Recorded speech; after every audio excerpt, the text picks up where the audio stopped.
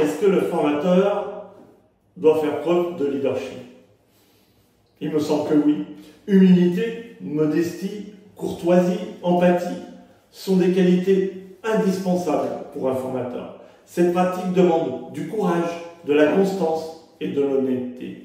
Un formateur disposant d'un sens du leadership sait que le succès de ses formations ne vient pas de lui, mais de ses apprenants. Il doit mettre ses apprenants dans les meilleures dispositions pour un apprentissage efficace. Il facilite la prise de parole. Il leur permet d'essayer, il leur permet de trouver des solutions et de prendre des décisions. L'humilité consiste à tenir en compte des avis des apprenants.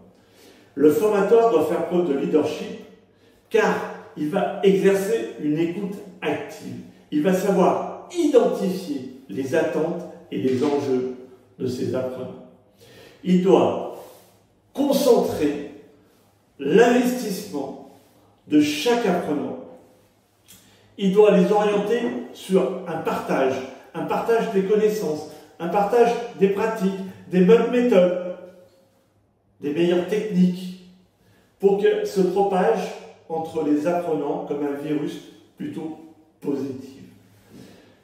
Ça, cette démarche collective, cette intelligence collective crée du lien entre les apprenants et ils deviennent acteurs de leur apprentissage.